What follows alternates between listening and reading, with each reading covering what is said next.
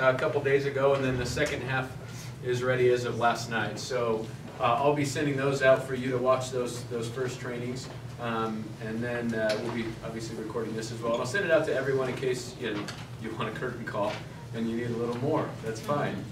We'll be here. So what I want to do today, though, last time I did a lot of talking and just kind of unloading the foundational principles of psychological capital. What I want to do today, making the assumption that you've done the readings ahead of time, is discuss some of the things that you've read, but also I want to review from our first week.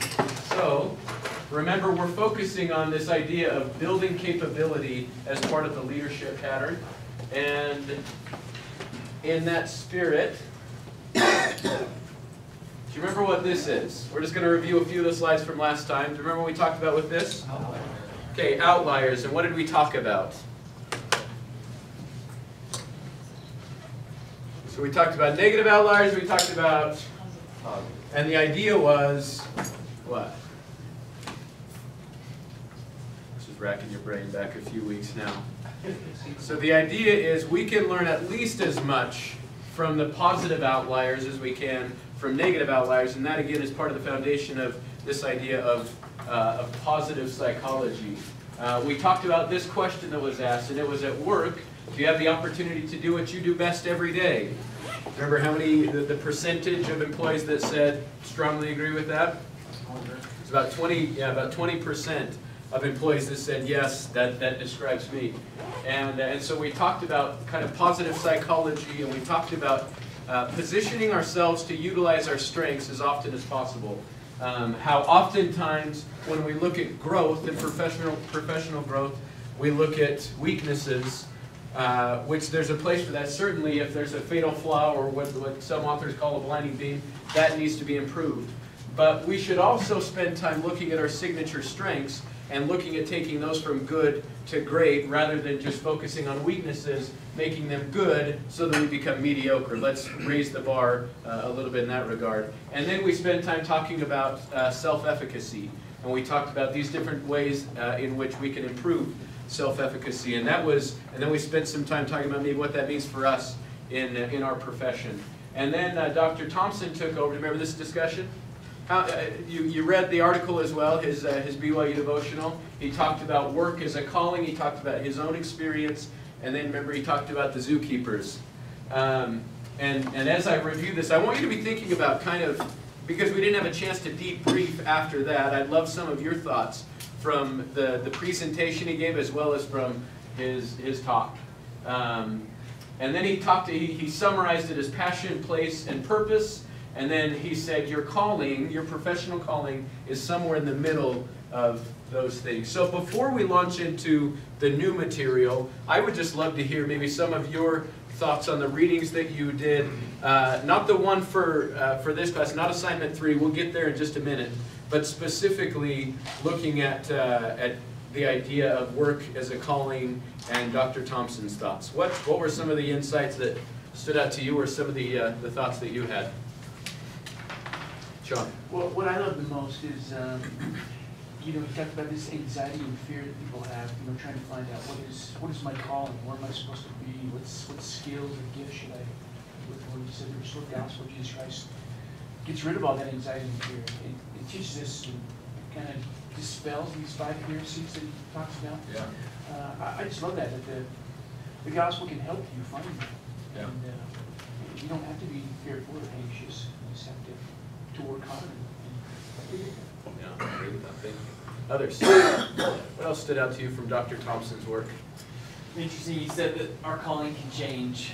Yeah. And it's not a big deal if someone is maybe a seminary teacher this year and chooses something else next year. To Australia, hypothetically. Yeah, right? Yeah. So, that's interesting.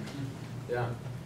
And it's interesting, remember the question that I asked him at the end, and I asked him, what if someone isn't finding the same fulfillment, and I thought, he might talk about some ways to improve that, but he said, well, and then he made that point and said it might be that at different stages that does look differently, so great thought. Others? Dana? I wasn't here, and I just read the first little page of that about doing the assignment of your calling, and as I first saw that, I thought, oh, I'm not really doing my calling. You know, I didn't think much about it. And then after I saw his presentation and read that, it all came together as far as, you know, the gifts you're given and how you bless others' lives. And so after I saw that, read the paper, I wrote a paper on, yeah, I'm doing my calling. I can see where it fits now. So I thought that was cool, the way it came together.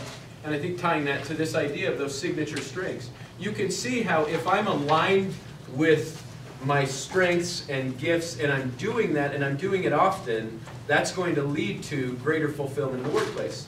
Because I'm going to feel like I'm contributing and I'm going to feel like I'm using those strengths that I have regularly. And I think that's how we can find not only greater fulfillment but also greater productivity in our work. Yeah. I think it's important, and I like how he brought out the idea that fulfillment doesn't mean an absence of hardship, Right. or difficulty, or that it's always going to just be blissful.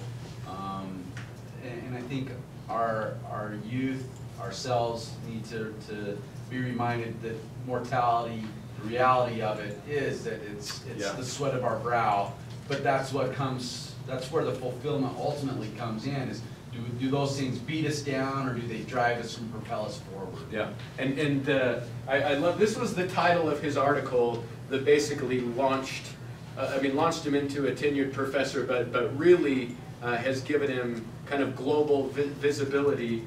This was the article, The Call of the Wild, Work as a Calling and the Captivity of Zookeepers. And so he talked about the idea of a two-edged sword.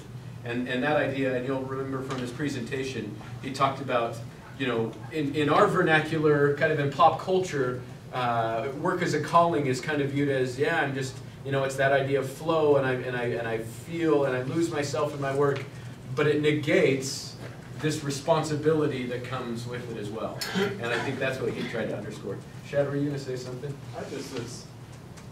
My brother came to hear me speak one time, and he's a soldier, a Marine, and we were driving home, and this reminded me of a conversation we had. He said, "Do you realize that we're both getting paid to do right now what we used to get in trouble for in high school?" And he said, you made people laugh, you used to get busted for that all the time. I used to fight and love it, and I used to get, he said, it's just weird what the Lord can do if you, you know. And when he was giving that presentation, I thought of being a parent. And sometimes it's like there's these negative attributes in our kids that we want to squash because it would make our life so much easier. And it made me leave thinking, am I squashing like the part of them for my convenience that will eventually be, I'm not saying like, you got in trouble again in school or something like that, but Just like your dad. in what ways can I help them as a parent or as a teacher kind of cultivate those attributes that will help them find what they're truly love doing instead of squashing them for convenience. I don't know if that makes sense. No, absolutely. And remember, that's I told the story of Martin Seligman, who's kind of the father of positive psychology. Remember his experience with his daughter in the rose garden, and that whole experience that he had where she said he needs to stop being so grumpy, and then he said it became the kind of this paradigm shifting moment where he realized his job isn't to correct his daughter's behavior, it's to identify those strengths and to help her to utilize those. And I think that's absolutely at the foundation of this. Any other thoughts on kind of the zookeeper calling stuff? Yeah. I loved the part where he said, I challenge you to look for examples of nobility among those who do the so-called menial tasks around you. You will find many inspiring examples of people who use their spiritual gifts to serve in quiet but remarkable ways. And his thought, the way he described that, I just thought, you know, how many people do I pass and not even think about that? And how good they are, and sometimes you don't notice them because of how good they really are and what they do.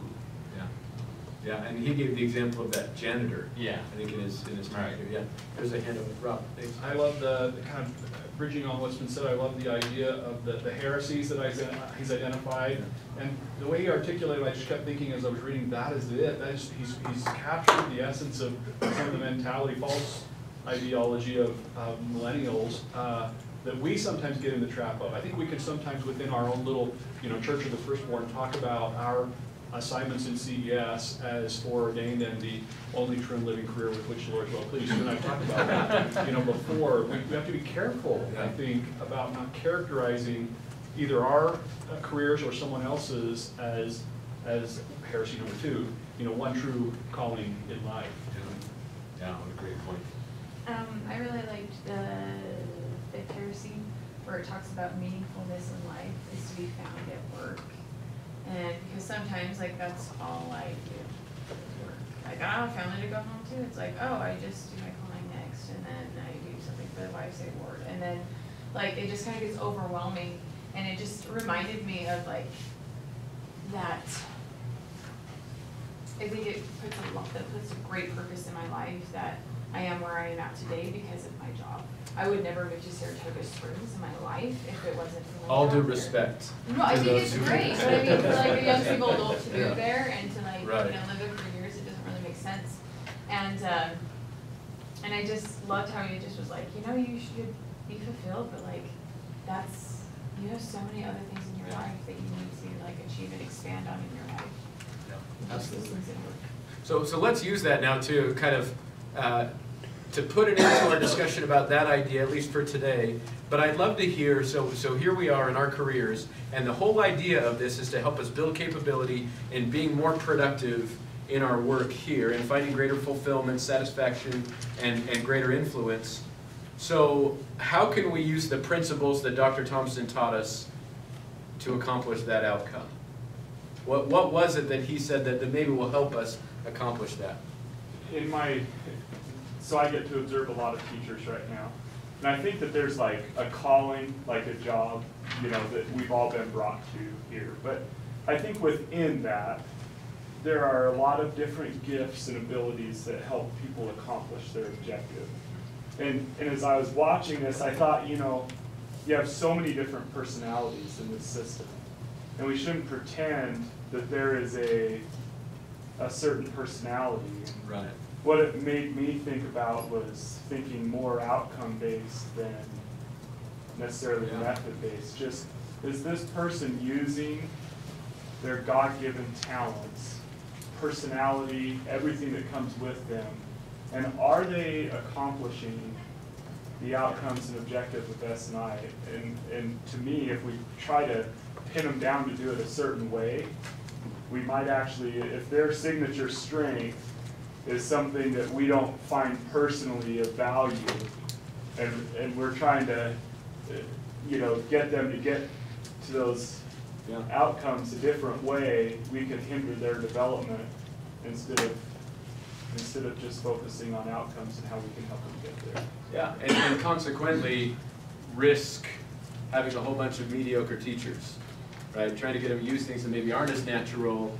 And that was this idea of, I think, using strengths at work, but using strengths as often as possible in the classroom. When we're using those, it's free and it feels natural, and I think we're more effective in that regard. So I love that. Please, John. The idea of what do you need to work on? And it's always bugged me whenever we've done the goal setting, that it's like, so what do you need to work on? And then I'd be working on something that I really didn't like doing anyway. And so I just never got really good at it. And then you come to report the goal, and you're like, how did you do? Well, I did okay. I read it, I went through it, I tried, I failed. And then when we came up with the idea of, look at something that you're strong at, can you make it better? Not that obviously the fatal flaw thing, right? Some things may need to be, not Right. with you, clearly. But. No, I'm sure I've had many of those addressed as well, but when you look at some of those that are strength, maybe it's a good strength, something you're interested in, and then all of a sudden you can make that into a far better strength. Yeah. Then all of a sudden it becomes interesting. Yeah, absolutely. That reminds me of the academic article. There was something in optimism that I really liked. I would just like copy and paste so I could use it in my assignment later. And it said this about optimism. Some people turn themselves into pessimists by setting unrealistic expectations and unattainable goals. thus positioning themselves where they would experience more failures than successes. This group can become more optimistic through learning more effective goal-setting strategies. And it just like hit me that like sometimes I'm pessimistic about like a certain thing, like, you know, with my job, because I'm like, this is not the way I work, right? I don't want to change myself. And I realized the reason why I'm so pessimistic about it is because I failed every time I've tried to do something with that.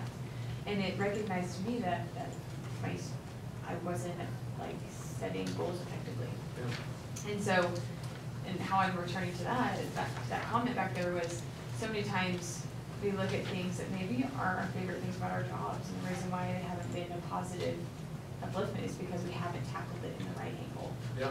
And so I really like that. And that's a perfect segue into kind of what I want to look at today. So last time we talked about self-efficacy. Okay, this is going to be the real test for you. The 4 elements of psychological capital are self-efficacy, good, nailed that. Optimism and resilience. Very good. So last time we talked about self-efficacy. Today we're going to talk about hope, and then our guest speaker will talk about resilience. So remember, hope at its core is what some have called willpower or way power. In other words, it's focused on an individual's efforts toward attaining their personal goals and then making a conscious effort to produce a pathway to achieve the goal. So it's here's how I'm going to do this. And we have that goal there, and it's creating a pathway to be able to fulfill it. So I want you to think about the most recent article there, the chapter that you read out of that book, Change Anything. And this will be kind of a refresher, and then I want your thoughts about the article. And again, kind of in general, but then also how it relates to us in our career. Over 40 years ago, the legendary psychologist Walter Mischel did an experiment with 4-year-olds that changed the world. He put little kids in front of a marshmallow and told them that if they didn't eat it until he got back, he would give them the second marshmallow. Then he left. For 15 minutes. Needless to say, not many of the kids made it. But then he followed the kids that did for 20 years. It turned out that the kids who could delay gratification did better in almost every area of life. They scored hundreds of points higher on their SAT tests, they had better relationships, and they got promoted more often. Mischel found that willpower is a big deal. But at the time, he forgot the most important question. That's where Albert Bandura and I come in. Here's my experiment. I wanted to find out if you can learn willpower. In other words, is will a skill? First, I brought 14 4-year-olds into a room and made them eat. This kid is the son of, are you familiar with Vital Smarts, the company? So they've done Influencer, Crucial Conversations, and so Change Anything is one of those books. And this is the son of one of the founders, and he did this as a science project. I think he did pretty well in that. Michelle's offer. Okay, do you like marshmallows? Okay, well, this is for you. But I'm going to leave the room for a little while, and when I get back, if this is still here, I'm going to give you another marshmallow. Remember, you can eat it whenever you want, but if it's still there when I get back, I'm going to give you another one. You'll have 2 to eat.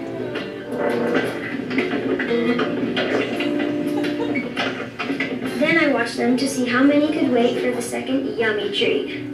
Just like in Michelle's experiment, some made it. Okay, let's go find you. But most didn't.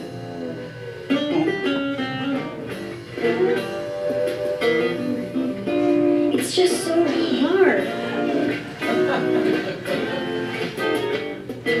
After a while, I could predict who was going to fail within the first few seconds. You like marshmallows? Okay, this is for you, but wait. Okay, some didn't even take a few seconds. But the ones who did this, or this, or this, well, it wasn't hard to read their body language. Then I took the second group of 14 and tried something different. I tried to teach them a skill for delaying. I reassured them it was okay if they ate the marshmallow, but then I made some suggestions if they wanted to wait for the second one. Something you can do to help yourself wait is to not look at the marshmallow, to think of your favorite story that your mom or dad has read you, or you can play a game with yourself in the room. Then I watched them. Look at the clever things they did.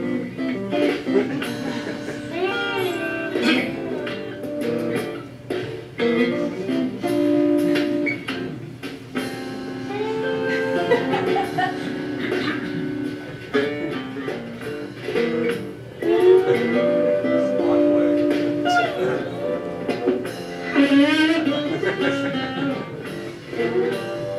few years after Michelle's original work, Albert Bandura found he could help kids develop willpower skills by just showing them a video of kids who successfully delayed.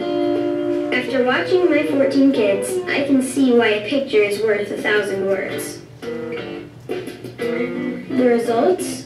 50% more kids made it when given advice about how to delay.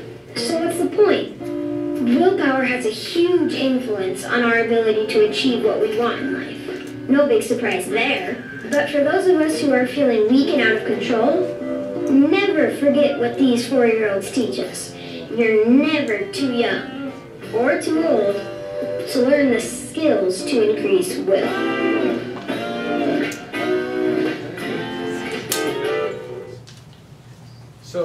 So they talk about, they play on the word, they call it skill power. Some scholars have called it this way power, but this concept is the basic concept of hope in positive psychology. So I'm curious, from the reading, what were some of the takeaways that you had from that chapter out of the book, Change Anything? Maybe in general, and then again, let's try to, we can tie it in as we talk, but I'd love to hear some of your takeaways from it.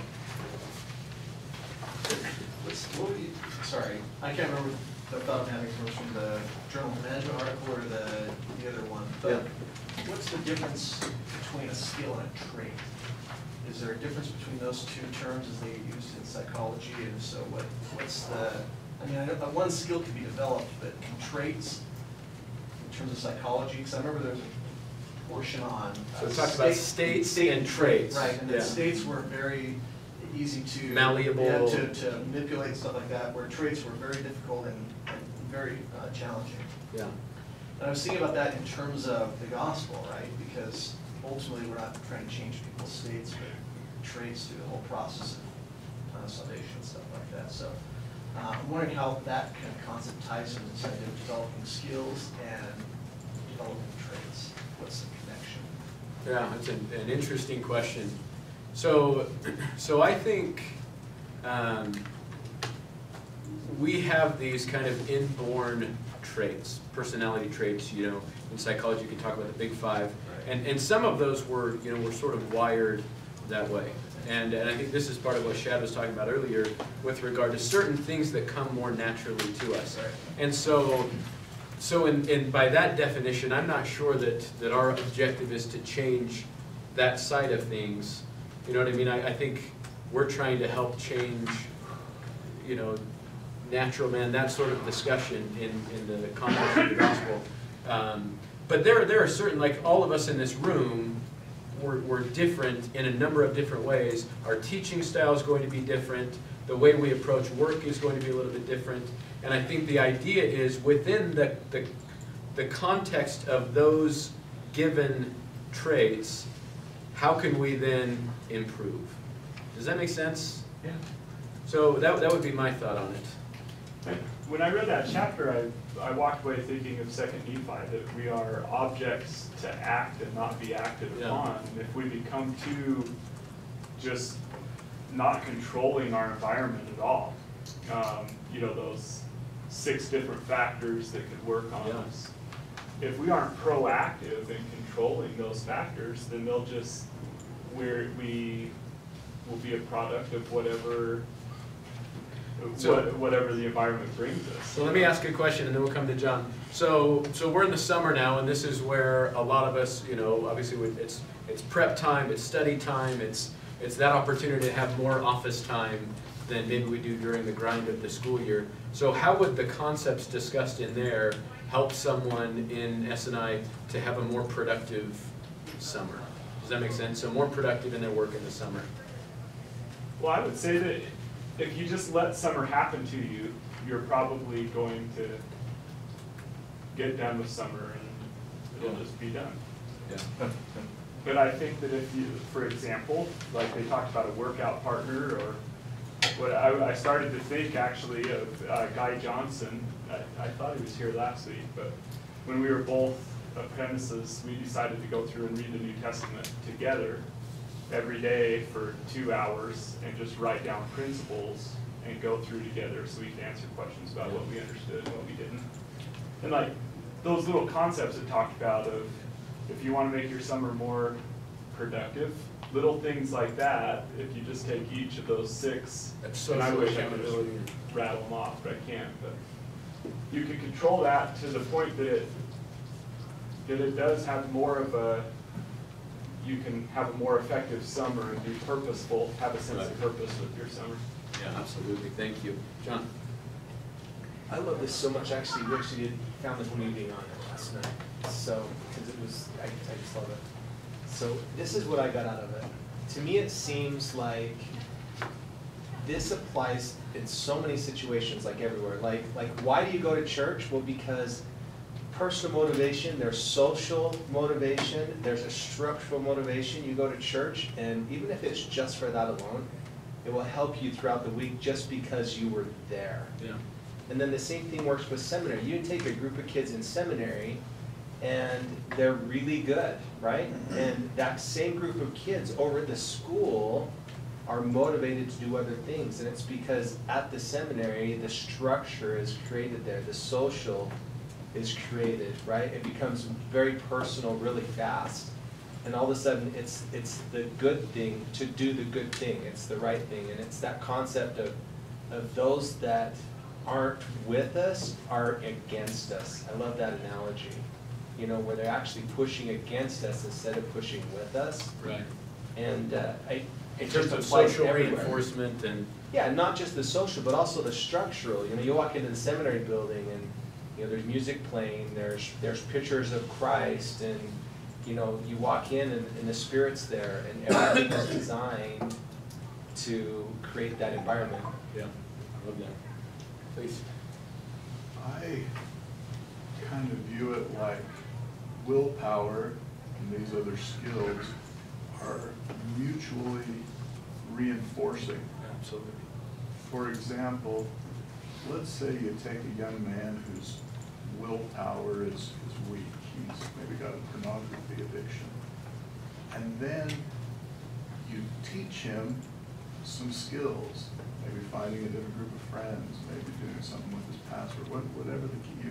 You give him some skills that he can experience some success with. And then success kind of breeds success. Yeah, absolutely. It strengthens. There's a tipping point. Yeah, at the it same time. strengthens his willpower. It gives him more confidence, and his traits actually improve. And I see them just as being very mutually reinforcing. Skills can increase our traits and attributes and willpower, and vice versa.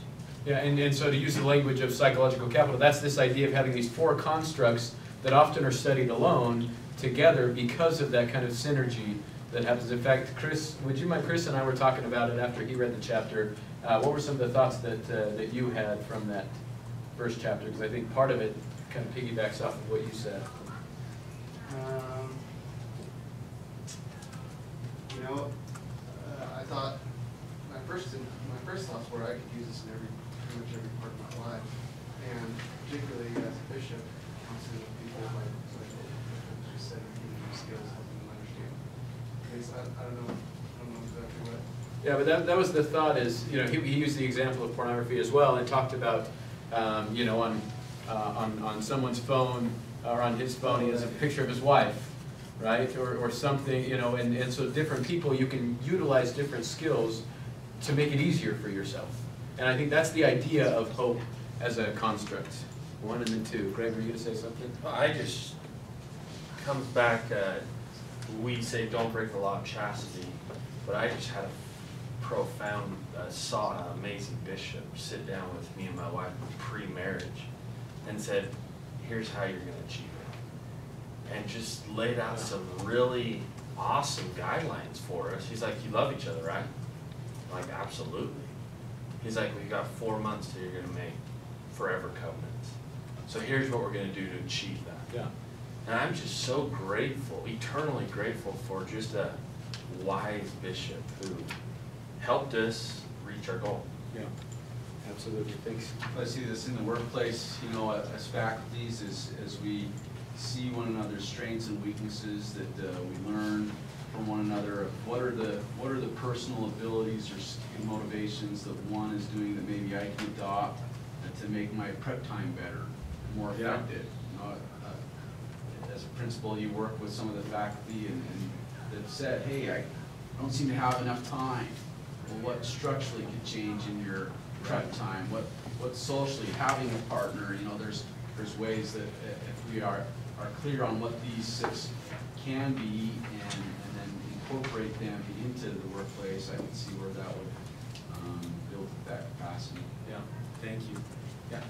This isn't related to summer necessarily, but just the thought I had. First, I'd love to see if they did a more long-term study like they did with the previous one. I mean, you didn't just change these kids' ability to say no to everything bad and say yes to everything good. You just showed that it can be built. You can teach it. And my guess is the same kids that would have eaten the marshmallow right off the bat still would have those tendencies throughout their life. So obviously this is a lifelong process. And I love the idea that, I mean, that concept they teach of we're outnumbered is very liberating to recognize that, where you don't feel like I have to have this grit and willpower.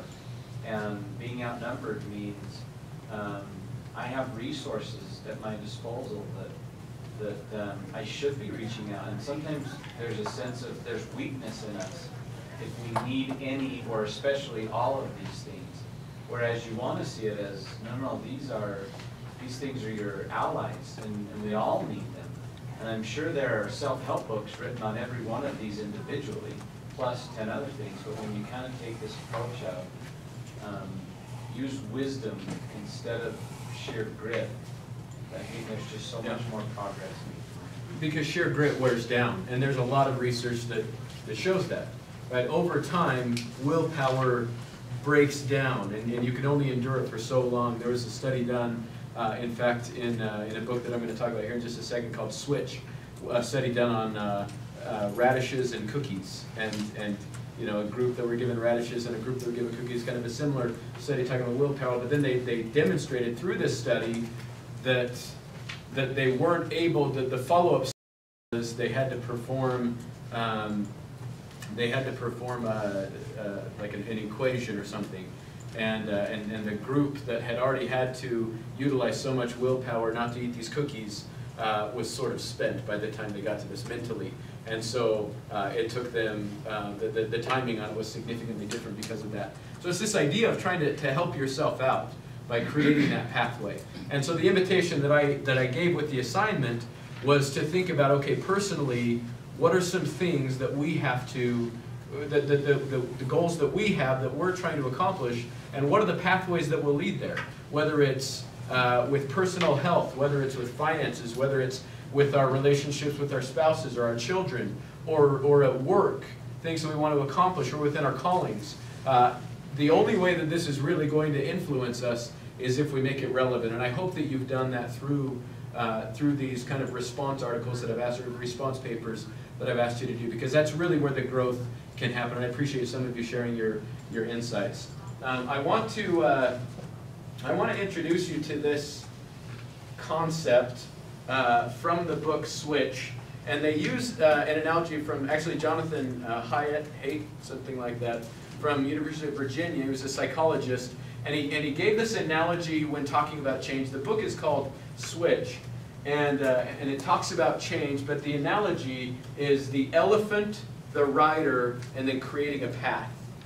And I got this video because it provides just a brief 5-minute summary, and then I'm just going to kind of break you in groups, and we're going to look at some examples of these and then collaborate together on it. Just a book about change. Everyone has come up with something they'd like to fix about themselves, whether it's to get in better shape, drink and smoke less, make more money, or stop ruining dinners by being on the phone. This book gives clear examples of 3 factors that are required for change and how you can apply them to yourself, your family, your organization, or your community to maximize the chances of making a permanent switch from a bad behavior to a good behavior. Out of the 3 factors needed in order to make a switch, 2 of them are in the mind. One part of your mind is logical, and one part of your mind is emotional. So picture a person riding an elephant. The rider who controls the elephant is your logical mind, while the elephant itself is your emotional mind. Now the rider has the reins. He's technically in charge, but look at the size difference between the rider and the elephant. Whenever the rider and the elephant differ on where they want to go, it's not going to be too long before the rider is forced to accept it and just do whatever it is the elephant wants to do. For example, have you ever decided you're going to eat healthier, then one day a craving pops up for a bag of Cheetos? And ever so slowly, your mind starts filling up with rationalizations about how you've been good all week, or you'll just exercise more in the future, or how it'll help you stick to the diet in the long run. Soon enough, the rider's just finished. The elephant is won, and you're lying on the couch covered in Cheeto dust, wondering what happened. The third step in the equation is to shape the path. How can you make it easier for the elephant and the rider to get to where it is they want to go? All three of these factors are needed to make a successful switch, so let's break them down. Directing the rider. Find the bright spots. When looking to make changes, it's easy to look at things you need to fix. Instead, look for where things are already working and clone these results. Jerry Sternin was tasked with helping malnourished kids in Vietnam. When he got there, the general consensus was that sanitation was poor, poverty was universal, and clean water wasn't readily available. This information is TBD. True, but useless. So Jerry looked for families that didn't have malnourished children and found they did a few things differently. They fed their kids more than the usual twice a day. They added shrimp and crab to the rice, which most families thought was bad for developing children, and they were being fed sweet potato greens, which was considered a low-class food. After just copying what the Bright Spot families were doing, in 6 months, 65% of the kids in the village were better nourished than they were before. If you're trying to improve a situation, look to where success is already happening, and that can show you what exactly needs to be done differently. Point to the destination. Where are we looking to go at the end of your switch? Without a destination in mind, it's pointless to start. That'll just cause too much ambiguity and I'll have the rider spinning his wheels overanalyzing. So set smart goals, get into detail about them, and figure out exactly where it is you're looking to go. Motivating the elephant. Shrink the change. When you have a big, hairy goal that you aspire to make into, it can seem daunting, and daunting tasks can spook the elephant. When you're trying to climb Mount Everest, you're supposed to look at the path ahead, step by step, instead of looking how far it is you have to go. In order to shrink the change, make a bunch of small things you can do that will be successful and that can motivate you to keep going, just one step at a time. Think about how you need to have your house cleaned. That sounds like a big task, but if you take a timer and set it for 5 minutes and start cleaning the messiest room of your house, that doesn't sound that hard to do, does it?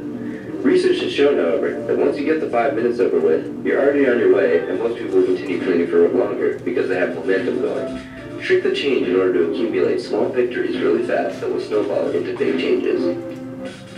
Prepare for failure. When trying something new, such as salsa lessons or learning a new language, you're going to be pretty garbage at it, and the elephant really hates failure. Embrace a culture of failure with a growth mindset that says your mind is not static, and in order to get good at something, you must first be bad at something. Every failure is a step closer to consistent success. The opposite is a fixed mindset that says you can only really change a little bit, and for the most part, all of our skills and abilities are hardwired in, with little room for growth. Now which mindset is better for making a switch? Shaping the path. Tweak the environment. After the Vietnam War had ended, America was very worried about what it was going to do with the mass of soldiers who had picked up a pretty bad opium addiction overseas. What they didn't take into account was when the soldiers found they were put back down to their old neighborhoods, it was very strange and uncommon to have an opium addiction. People would look down on them for being drug addicts, which made most of them not touch the drugs again. This saved the Uncle Bear government a lot of time and money on treatment plans for their drug-addicted returning heroes. Oftentimes, when you leave the environment as it is but want change to occur, you're doomed to be unsuccessful. Changing the environment you're in can have profound effects on how you do things. If you're a teacher and you want kids to show up on time for class, instead of lecturing all day on it, just lock the door as soon as class is started, leaving anyone who's late to be out in the hallway. Soon enough, they'll learn that if they want to be in class, they have to get there before the bell rings. These are just a few of the ways you can make a switch in your life and develop what you want to be doing into habits, which make doing behaviors easier than not doing them. Change doesn't always work, and change doesn't always fail. When changing does work, it tends to have these three frameworks going for it, whether intentional or not. When you have the rider, elephant, and the path set in alignment, it gives you the best possible chance at success. With this framework, you can make changes in yourself, your family, your organization, or even your community.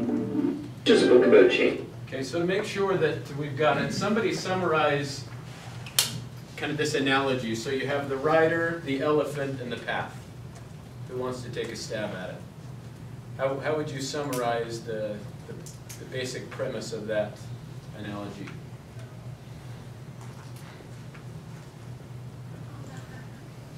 Thank you, Dan. They don't always want to go the same direction. The rider and the elephant. But if you can get them both on the right path, you can make things happen. Great. So the rider is the analytical side of our brain, right? Who's going to spend time turning the wheel over and over and over again. And then the elephant is this emotional side of the brain that is influenced in that way. And so the idea is shaping the path, getting them to work together. So this group here has direct the rider. This group has motivate the elephant. And then we have shape the path, right? Is that how it turned out? Just with the people sitting next to you, why don't you read through the example I gave you and just kind of talk about the implications for us. Okay? Ready, set, go.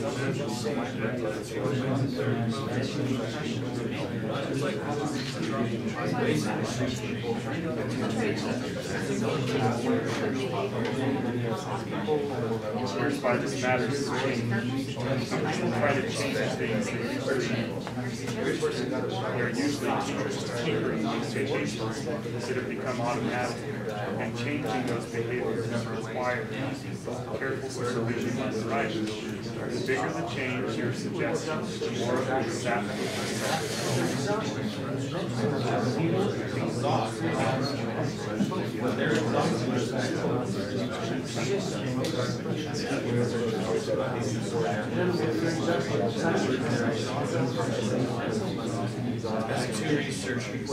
hear people say that change is hard because it's lazy or resistant as just flat wrong. In fact, the opposite is true. Change is hard because people wear themselves out. That's the second surprise about change. What looks like laziness is often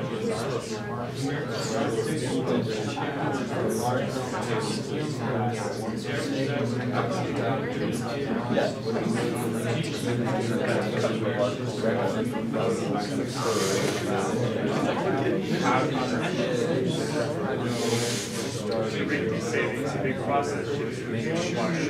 And for that shift to occur, Stegner knew he'd have a boss. He also knew that they demonstrate such a big shift unless they believed in the opportunity. For the most part, they didn't.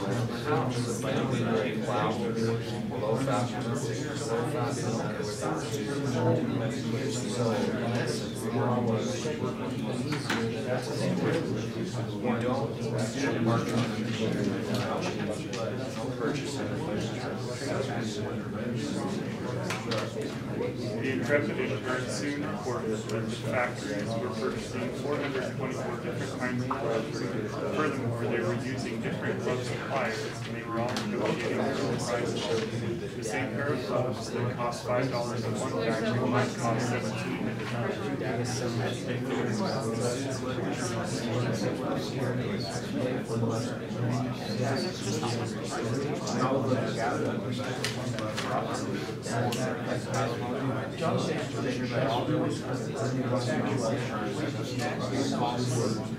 What they saw was a large production table or with a few patients now stacked high. HR executives stared at this display and each said something very by all those kinds of gloves. Well, as a matter of fact, yes, we do, really.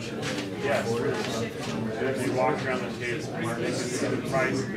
Market's two prices exactly alike. And yet one is hard to the other is 65. So rare he's like, we don't have anything to say. That's it. I like this bucket idea of flat screen TVs all throughout the house. Situations from having motivation. There are structural things within our relationship that can happen.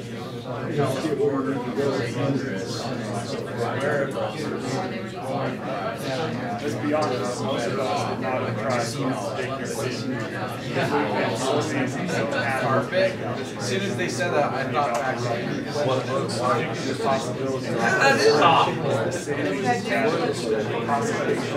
the recommendations for supplier consolidation, whether it's execution or knowing our requirements. You have created a 12-tab Microsoft Excel spreadsheet. Attach my calculations to take your gloves off the table and invite the bosses to see them. If there is such thing as a white collar dress, I'm sure that this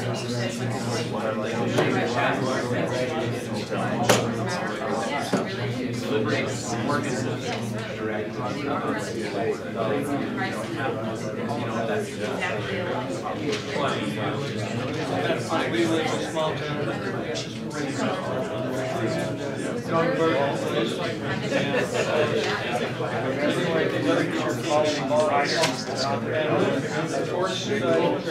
have directions, not motivation. Maybe the writers will drag the elephant down the road.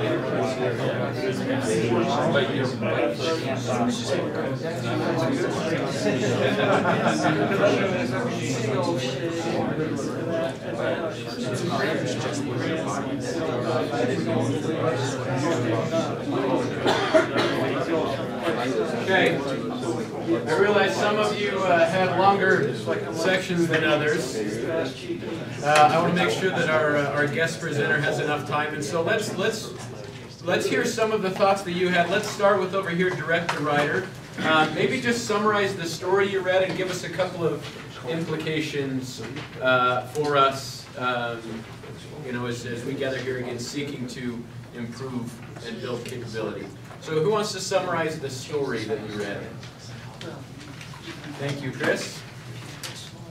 So the story deals with two researchers who were trying to, well, their main goal was to have people have a healthier diet. They realized that just saying, hey, you need to have a healthier diet wasn't working or wasn't clear enough. And so they went into, okay, so what does that even mean to have a healthier diet? More grains, less meat, you know, those kinds of questions. And what they realized was that that if they could clarify specifically, they could help people to actually change their diet and eat healthier. And where they zeroed in on was the difference between whole milk and skim or 1% milk. And so they had a little campaign to encourage people to drink 1% milk. And people drank more 1% milk in those areas where they had the campaign, and their diet was then healthier. So that was just basically the point was, it looks like resistance is often a lack of clarity. People aren't doing what we're asking them to do. It's most likely because we haven't been clear about what we're actually asking them to do. Yeah, absolutely. Go ahead. Just one little detail to add. They also decided that the problem was not drinking the milk, because people would drink whatever was around. The problem was buying the right milk. As long as you had 1% milk in the fridge, that's what you were going to drink. So their whole campaign was on getting people to buy 1% milk, targeting, narrowing it down to the exact behavior that would lead to the change. And I think that bridges into this idea of shaping the path as well. So I think interesting with Director Ryder, the logical part, that it didn't hit on the emotional, like, but wait, milk tastes better. You know, it was like, let's focus on the purchase. That's very logical. That's very mathematical. But then in their ad campaign, they took tubes of fat. When you drink a gallon of milk, this is the fat that's content and, and that's a very emotional, very elephant-related. So it's interesting to see the tie between the two. Right. Wait, I gotta get logical on board. Let's talk about numbers and money. I gotta get elephant on board. Let's talk about something gross. Yeah. Yeah. Well said. Let's do motivate the elephant, kind of building off of that. Who wants to summarize your longer section? Someone has to, so. Big shot. So, someone wanted to improve the purchasing processes of the company. He thought it was very inefficient, and so he assigned someone to go around and look at all the different types of gloves that people were using throughout a factory, and found that they were using 424 different kinds of gloves throughout their factory. And in some cases, they were paying $10.30 for the same gloves that another factory was purchasing for $3. And so, to appear to the emotional side of the board, he collected a specimen of all the 424 different kinds of gloves and tagged them with a price tag and heaped them on a table. In this board meeting. In this board meeting, he kind of grouped them in prices so that when they walked in, they began to see all these different gloves. Well, some of the same glove that this factory was paying $10 for and this factory was paying $3 for, and that emotional effect caused them to say things like, "We're crazy, what are we doing?" And then that prompted them to allow this man to make the changes he wanted to make. Yeah, absolutely, great. So applications of that principle. We're not really in the business of purchasing gloves for work, so let's find some relevance within the idea of motivating the elephants. What can we, yeah? Using pictures for recruiting instead of lists. Yeah. Yeah, well said. Sometimes we're a data-driven, at least in our minds, that that's what's going to work, but oftentimes it's appealing to that emotional side. Yeah. Very good, thank you. Shape the path. Who wants to summarize the story?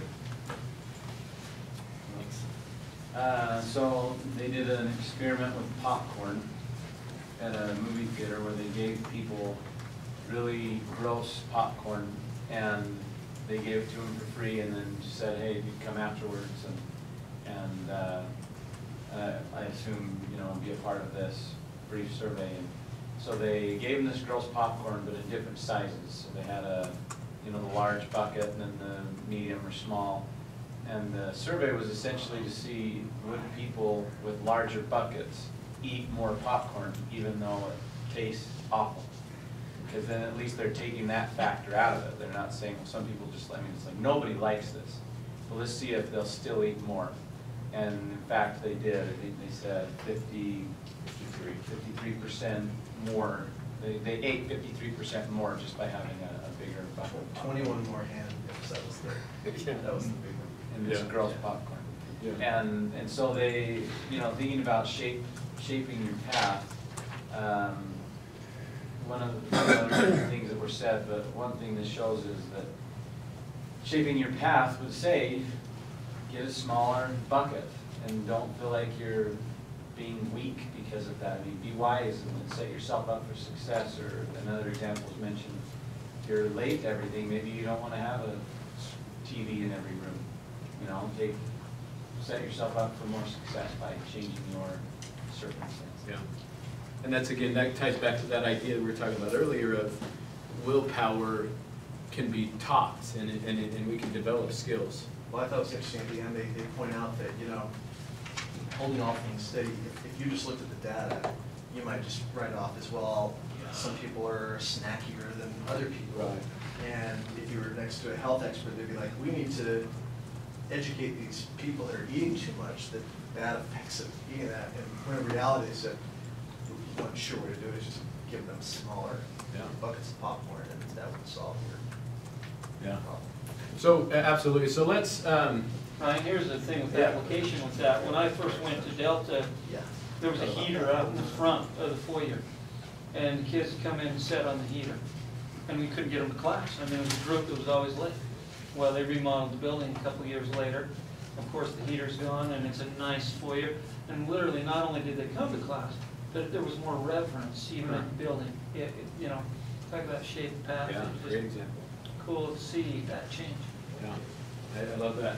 So let's kind of summarize this. Direct the rider. What looks like resistance is often a lack of clarity, so provide crystal clear direction, 1% milk. What looks like laziness is often exhaustion. The rider can't get his way by force for very long. So it's critical that you engage people's emotional side, get their elephants on the path, and cooperative. Think of the cookies and ration study, which you didn't read, and the boardroom conference table. That's what we talked about. Shape the path. What looks like a people problem is often a situation problem. We call the situation, including the surrounding environment, the path. And then they go on from there. But maybe let's get one example in the last couple of minutes here. So I think by and large, most of us want to be healthier. And we want to be conscious of our health. And I think it's safe to say, and there's enough research there to back it up, that we can be much more productive in our work if we're healthier. So how would you then take those three concepts, and we've kind of hit on some of this already, direct the rider, motivate the elephant, shape the path. If the goal is, I want to be healthier, how would you engage each of those three elements? And we don't have to go in any order, just give me some examples. Well, I think the MBA does it, right? For employees, they say, hey, we're going to incentivize some health behaviors by logically throwing out some information about health. Yeah. Going to tie emotional reward of money back, and then we're going to shape it by having some accountability in it as well. Great example. Yeah, what else? An obvious one is 90-something of the time you're not going to eat the food that's not in your house. And so when you're strong, and you're grocery shopping, you stick to your list and don't put any fattening food. And don't shop hungry. Yeah, and then you're there at home, it's late at night, and you got the munchies. Well, there's nothing to munch on, so I guess I'll keep my diet. So I did a year ago Insanity, this Insanity 30, lost 25 pounds. Liar. Now I've gained it.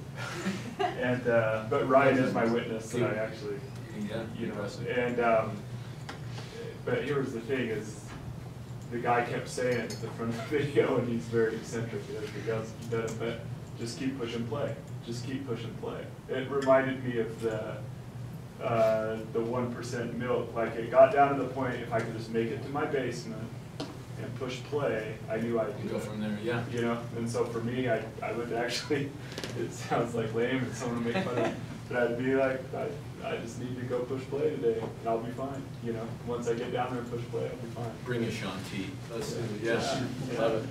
Okay, Dan, you were going to say something profound. Oh, after insulting Chad. Yeah, good point. Let's move on. Define what healthy is. You might want to run a marathon, or you might want to bulk up. Those are very different. You're going to eat different things, Yeah. right? So define what Yeah. you can have in your home or whatever. Yeah. And that's that clarity, I think. Rob? Defining the priority again, when you talked earlier, I don't remember where it was, but someplace had like all their drinks were $1. All their sodas were $1. Whether you got the small, or you got the like, you know. Yeah. And part of your mind thinks, why would I not get the huge Right. one? It's only $1. Why would I only get the one? I'm not going to get ripped off. Exactly. And so you have to set that priority of like, I'm not getting ripped off. Yeah. I'm protecting my health. Right. You know? Well said, and we could go on and we could take others, but I want to kind of bring this to a close. But this idea, I hope that this is helpful, and more importantly, I hope that in your mind you're thinking of personal applications. Because number one, it starts with our own personal development, and then that makes us more productive at work. But also there are probably some examples that you thought of in the workplace. And so with this construct of hope, again, it's all about way power, as the scholars say. It's all about creating a path that will help lead us to success. So I would invite you to look back on some of the things we've talked about and set up a plan for yourself with whatever your goal is. But using the tools that we've talked about today, I think that will make us more productive. Let's just take a couple minute kind of standing break so that we can get get the next presenter set up, and then we'll be ready to go here in 3 or 4 minutes. So.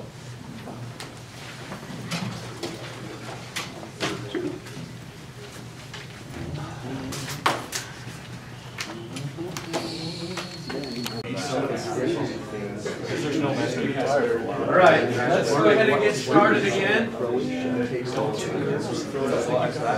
So I'm going to introduce our next speaker, and we'll let those people who are straggle in here. I've told him he can go until 5 after. I apologize to you. You can blame that on me, but I want to make sure he has time for his whole presentation. So this is Dr. Glenn Richardson. He's my dissertation committee chair up at the University of Utah. He got his bachelor's degree in zoology from Southern Utah University, a master's in exercise physiology from Utah State, and then a PhD in health science from the University of Utah. He's a full professor, former chair, and current director of graduate studies in the Department of Health Promotion and Education. That may or may not be. Yes, that's accurate still. My research, and then this is what he put as his research interest. I thought this would be helpful as he goes into his presentation. Creativity in health promotion, teaching, and communicating. Resiliency is a process that disrupts people out of adapted states, hold on to this, of biopsychospiritual homeostasis, which potentially prepares and readies them. I don't even know what that means. Neither do I, so we're excited for you to teach us. Prepares and readies them through states of humility to experience infusions of desired virtues and qualities. Resilience as an innate force that progressively drives and guides people to increase their capacities by receiving infusions of desired qualities and virtues. Where'd you get that? I got it from the internet. It says my research interests, which makes me assume you wrote it. If not, I'll take full responsibility because I want to finish this degree. It's you. And we're great. He drove all the way from Salt Lake, and we're grateful. No, I appreciate being here. It's been fun to kind of listen the last hour to see where you are. I know Ryan has this thing with PsychCap, and so it's fun to, we do a little battle between resilience and the psychological capital. So he's asked me to condense my 45-hour graduate course into 50 minutes or an hour. You're welcome. And so what I'm going to do is kind of provide a framework for you. And it's interesting that this framework goes across a whole bunch of philosophies, a whole lot of religions, and a whole lot of academic disciplines. And so we're talking about the journey. You guys have been talking about how do you get hope and how do you get all these different qualities. We're going to talk about what is that detailed process to be able to access this stuff. And so let me start with a story that is, I hope you can relate this even to the gospel. I really want to wear a bright red shirt just to provide a little contrast. In fact, we took about 5 emails back and forth for me to even wear a tie and a white shirt. But I didn't say you had to. That was your choice. Yeah, whatever. I mean, I want to be part of the club. There's a famous Sufi story, you may have heard this, told by Idris Shah from a book called The Tales of the Dervishes. And in this story, it talks about a kingdom far away. And stories always have things that are far away. And in this kingdom, there was a king and a queen, and they had this son. And they were training this son to be able to inherit the kingdom at some point. And so he went and worked with the best hunters. He worked with the masters in terms of bows and arrows and swords. And he worked with the wizard to be able to learn some spiritual types of skills. And so when he got to the point where he had reached the age of accountability, he was to accomplish a mission. And so he left this home, this kingdom, pre-earth life, and